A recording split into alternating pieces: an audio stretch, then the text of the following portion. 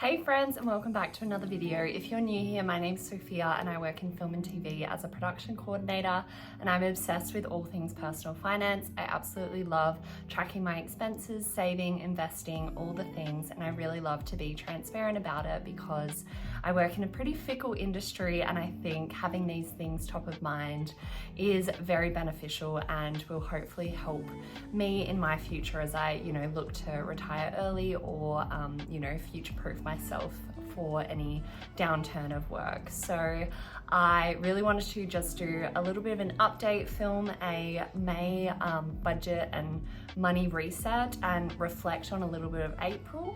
I know it's already, into May, but I just haven't had time, and I really wanted to reflect on the month before and set some goals for May. So let's dive into it. Really looking forward to looking over how I went in April and also just planning for some goals in May that I want to hit. So let's go. Okay, so if you are new to these videos, I do love to record my budget spreadsheet. It's an amazing spreadsheet. I've used the same one for years. There is actually an updated version which I will link below if you're interested, and I think I'll be using that next year because they actually sent it to me, which was really nice, because I rave about it. This is the best spreadsheet ever. It makes budgeting really fun, in my opinion, and it just gives a really good overview of what you're spending each month and how to budget for that month, in my opinion. So let's have a really quick little review of April and knock off some of the biggest spends and what I want to do better in May, and then we'll look over to May and see what the goals are. So don't mind me as I look down at my laptop, but I'll share the screen so that you can see what went on in April. So first things first, we'll look at this little bit over here. So this is the budget versus what I actually spent and received as income. So first up in April, we had $9,169.18 as my income. That is tax inclusive, so that's my gross income for the month. My savings were $6,533.80. And then my income spent was $3,366.62. So overall, not bad of a month. I definitely did save a bunch more, and I think that is mostly because I put a bunch of money that I had in a holiday sinking fund into my investments because the market was down, and I saw it as a good opportunity to put that money to work. And while I'm not planning specifically right now for a holiday because I did just get back from Japan in March, so yeah, that's the general overview. So it's good to just have that at a quick glance. You can see I'm in the negatives, but that doesn't really mean anything for me personally because I do have sinking funds and I've just allocated money I already had somewhere else. So yes, let's take a quick look at my income. So bank interest looks a bit low, but that's just because the bank interest landed, once the new month clicked over. So just missed out on putting that in that month of April. And then I got some dividends, which is really fun. I just track these, even though they don't come into my bank account. I track them because I really want to have a good picture of where I'm sitting with my dividend income, because eventually in the future I would hope that this is supplementing some of my income later down the track. So it's good to know what percentage you're at with income for dividends. I did get some money back from Shopback, not much, $2.35. My tax, I paid $2,670 in tax. I do really like to track this because I am a freelancer, so it's just good to have a picture of how much I paid in tax for the year. And even though I do work as a PAYG employer at all the jobs that I've been doing the past few years, there was a period a few years back where I was working freelance and invoicing people. So it was good to, know how much I paid in tax. Do I owe anything? Should I, pay some to the government before I get a tax bill? So this past financial year, I shouldn't have a tax bill because I've only been a PAYG employee and I haven't been, underpaying tax in any of the jobs. If anything, I think I'll end up getting a tax return. And then my current job that I'm on at the moment, I got $6,000 and $34.54 net. So that's, you know, without the tax included, which is pretty solid, you know, to be expected. And then over here, we did do a bunch of savings. I really do, you know, when I'm on a job, I do save quite aggressively. So this is probably not the norm for a lot of people. So I did put a bunch of money into my house savings account. I put a little bit into my general savings, and I put quite a significant amount into investments because the market was down, and I did see this as a good opportunity to, you know, really take advantage of that and put some money into, you know, the S&P 500 and a few ETFs that I have been consistently investing in for the past few years. So that is an abnormal amount because I did pull money from my holiday sinking fund to do, you know, a portion of that. But I thought, you know, it felt like a good time to beef up my investments while the market's down. And then I put $700 towards a holiday sinking fund. So I just supplemented that I'd taken out to put towards investments. I put $150 in Christmas and gifts because I had spent some on some gifts that month for my boyfriend. And then I put $450 into my car insurance sinking fund. Wow, that was quite a lot. I didn't feel like I did that.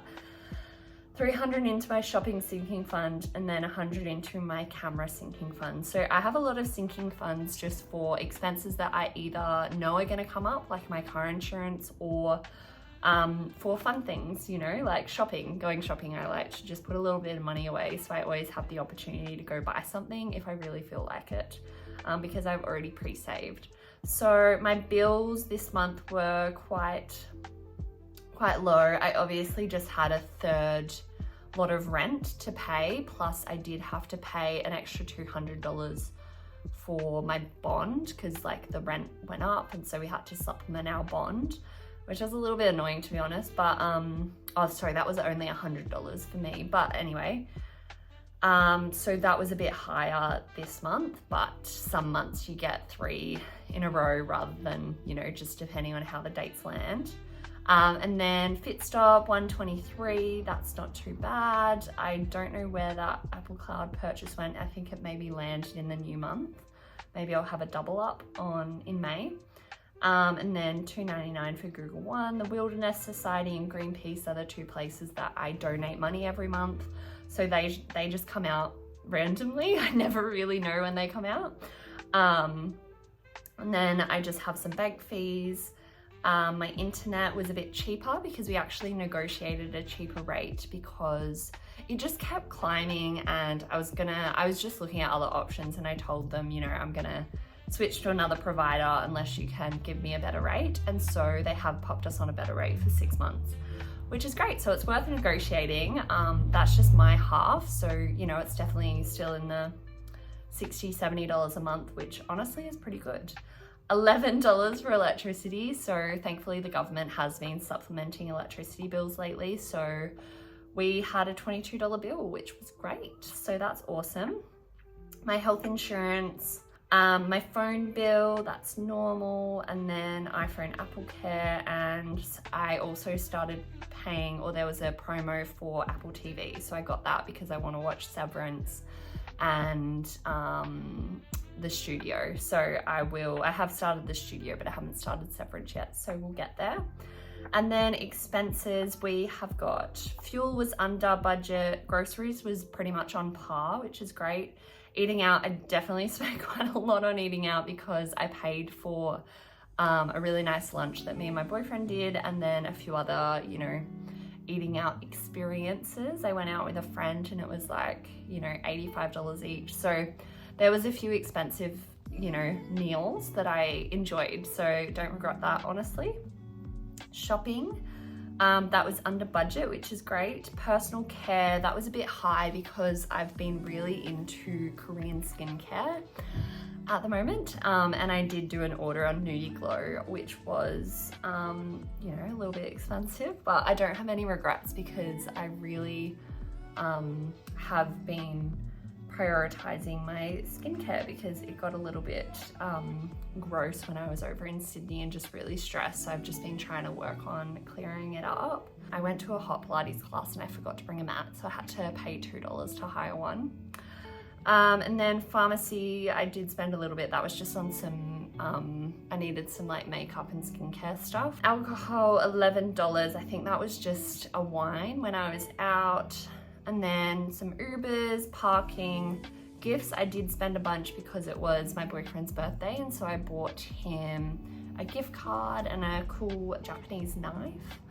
So that was good. And then donations, there was a GoFundMe that I contributed to because it felt necessary. I did join ClassPass, which has been, I'm just gonna stop the screen record because overall I think that was a good recap of April. I didn't want to spend too long on April because this video is definitely about May and diving into everything that I want to achieve and do in May and sort of reflect on. I think honestly for April, I think I did pretty well. I kept my expenses pretty low in my opinion.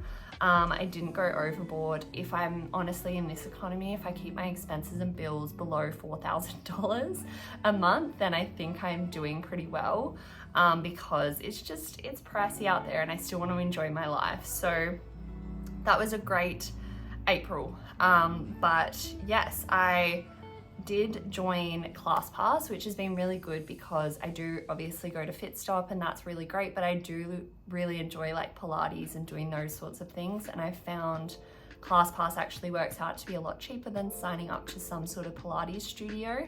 So I have joined that and that's been great. I've been able to really try a few different studios. I'm going to a class this afternoon and then I also have one tomorrow morning. And it's only a couple credits, so I can do probably like 4 to 5 classes a month, which works out to be pretty cheap and affordable. So, you know, anywhere from $10 to $15 a class. So that's been really good. I definitely recommend it. I'll put a promo below because you can get, I think $40 or, you know, $20 off, or 40 credits for the month. If you're interested, I definitely recommend. It's like a 2-week free trial and then you can pay if you want to, but you don't have to. So yeah, definitely worth giving that a go if you're wanting to spice it up and do something a bit different. It definitely helps add variety to the workouts because I do get a bit bored sometimes just doing the same thing, and I do really enjoy my health and fitness as a priority. So yeah, I've really enjoyed that and I'm gonna try, there's a new Pilates studio that opened up nearby, so I'm gonna try that tomorrow morning, which is exciting. And that's just mat Pilates, which is really fun because I enjoyed that, I think, more than Reformer.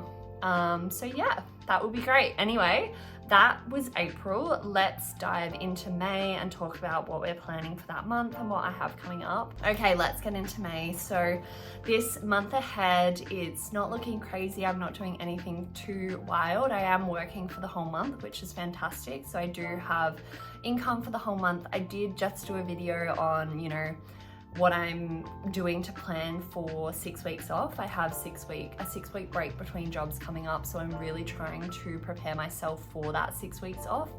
And so I have set up a sinking fund for cold 6-week break, and I am putting money in there to make sure that I am covered for the 6 weeks off and don't have to stress about money, because there is genuinely nothing worse than, you know, not having a paycheck coming in and then worrying about when your next paycheck's coming. So I'm really trying to protect myself for this break and, you know, protect my mental health, because it can get a bit stressful and I get, you know, it's a bit of a downer when you have a week where you don't have a paycheck coming in, because we do get paid weekly on film jobs, which is amazing. So it helps to, you know, plan and you can forecast really well when you're getting a weekly paycheck. But when you don't have one coming in at all, it gets a bit stressful. So anyway, we are planning ahead. So that is definitely a big focus for May, is to set myself up for June, July, when I am without a job and without that constant paycheck coming in. And also I do plan potentially to go away on a holiday, so we'll see what happens there. But I already have a sinking fund for holidays, which has some money in it, which is great. I love to always just put money into a holiday sinking fund, because you never know in this industry when you will have the opportunity to take a holiday. So if I have the opportunity, I do like to take it.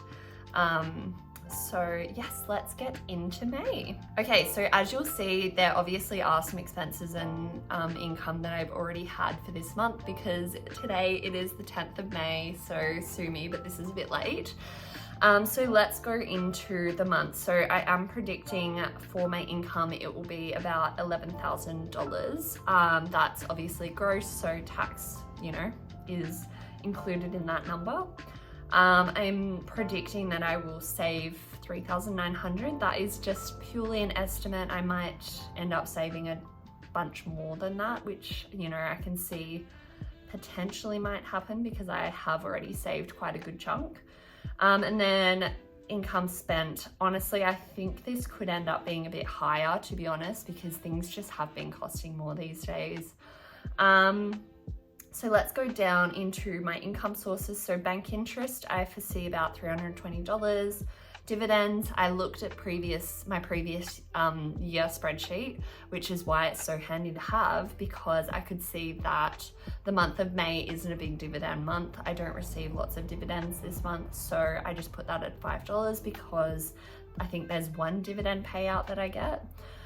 Tax, I predicted maybe like $3,000, but honestly, I think looking at what I've already paid and it's only the 10th of May, that'll probably end up being a bit higher. Maybe we'll put it at $3,200.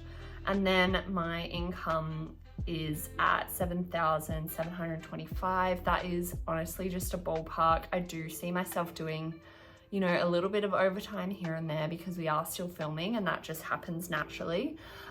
So we will definitely, you know, expect a little bit more potentially. So I have just indicated that that might happen there. So that is my guess for income. We will see. And then for savings, I would love to put $1,000 into my house savings account. I'm constantly, you know, putting money in there to save for a deposit. It's in a high interest savings account, so it's, you know, accumulating interest, which is why I get, you know, a pretty good interest rate return every month. And then I will hope to put $2,500 into my investments. I have really heavily stacked my investments at the start of the year, which honestly is going to serve me quite well when I have this 6-week break and can't invest as much because I don't have the income coming in. So I think, you know, if I can invest $2,500 or more this month, that will be a great leg up for the months that I'm not able to invest as much, because I do really like to invest frequently. Personal care fund, I just put down $100. I think I should actually add that I'll, you know, probably end up saving $500 towards my holiday or more.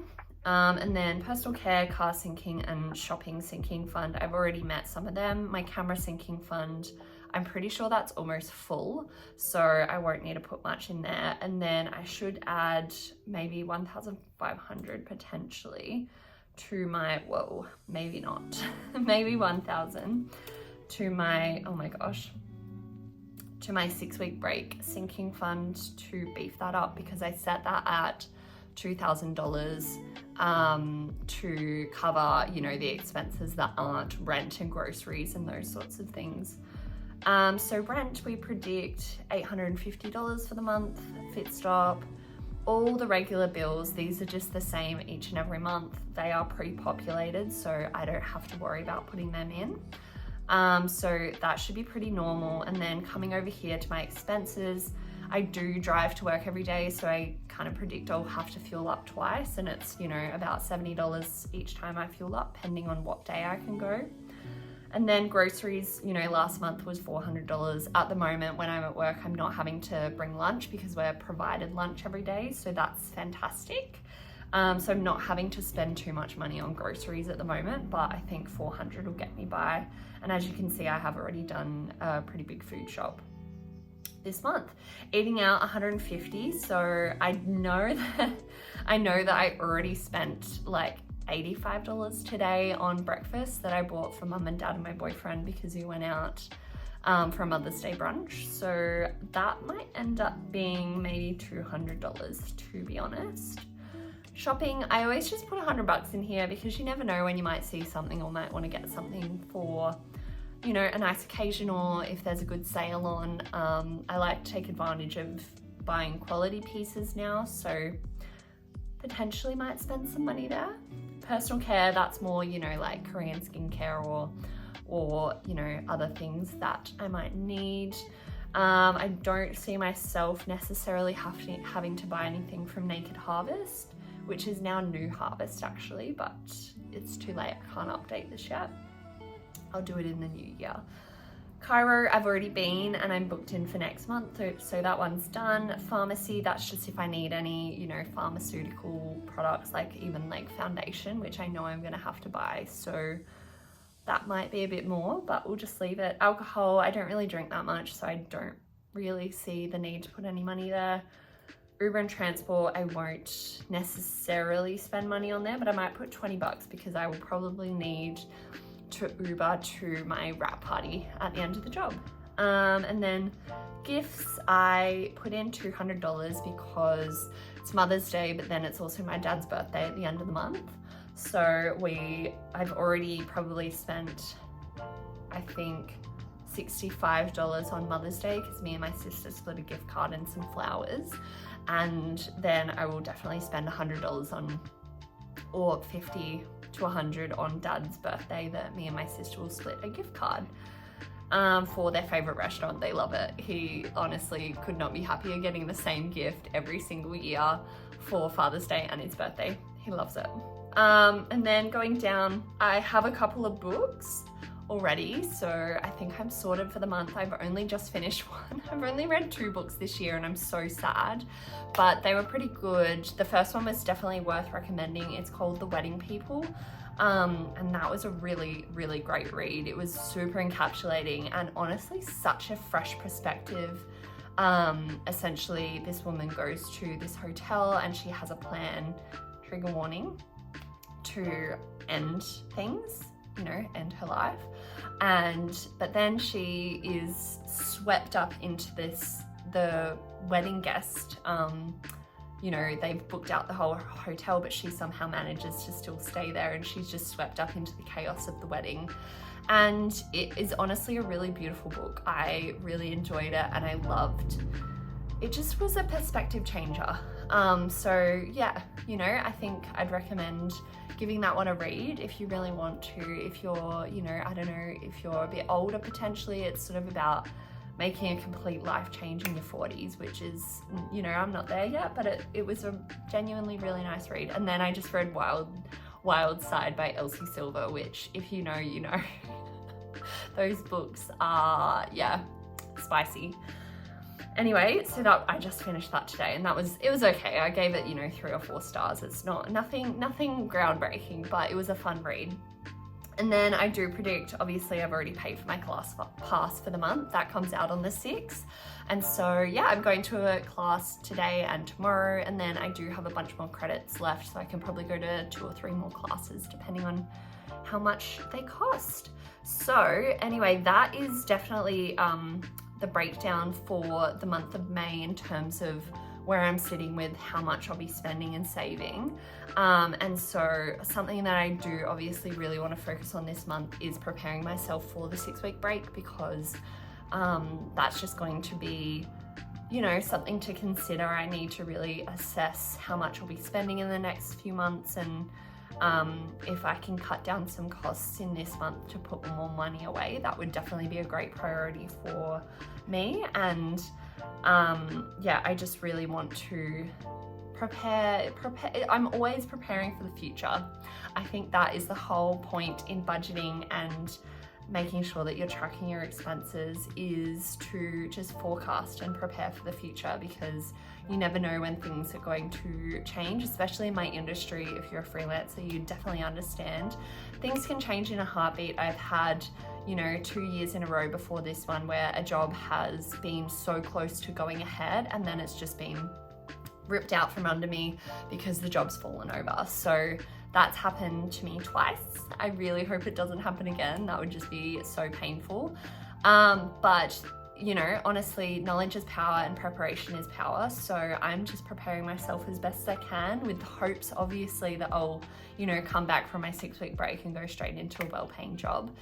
But alas, you can never guarantee the future. So that's why I budget. And I think that everyone in the freelance space should really look at tracking expenses, investing, and you know, having a budget system. It's not about, you know, being strict and restricting. It's about being practical and understanding exactly how much it costs to live the life that you do. So I can, you know, clearly see this next month, I'm definitely going to spend well over $2,500 to live. And then obviously I want to save as well. So, you know, there's certain goals that I have in the broader scheme of things, you know, where I want to reach by the end of the year when it comes to my investments and my savings.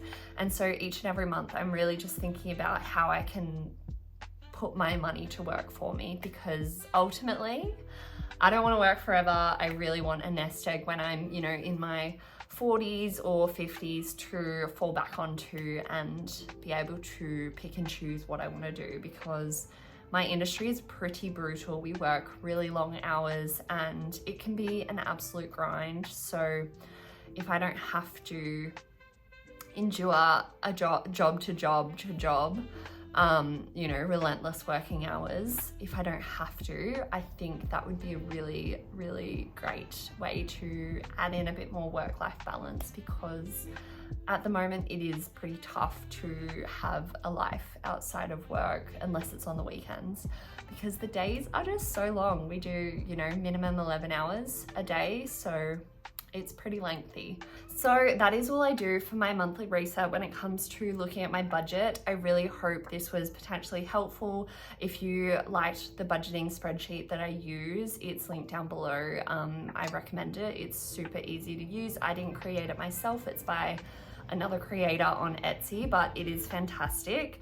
And I would love to hear what your monthly goals are for May. I know we're into the swing of it, but it's never too late to set goals for the month and to, you know, dive into your budgeting spreadsheets and really look at what you want to do and forecast for the future, because that is super important for planning, you know, years in advance. Okay, well that's it for my May monthly money reset. If you enjoyed this video, please let me know. If you have any goals for the month of May, let me know in the comments, because I'd love to know that I'm not the only crazy person that thinks so deeply about their, you know, financial goals for the month ahead. And yeah, if you enjoyed, please like and subscribe, because I love posting videos like this and would love to know if you enjoyed. So anyway, have a great week or weekend, whenever it is for you, and I will see you in my next video. Bye.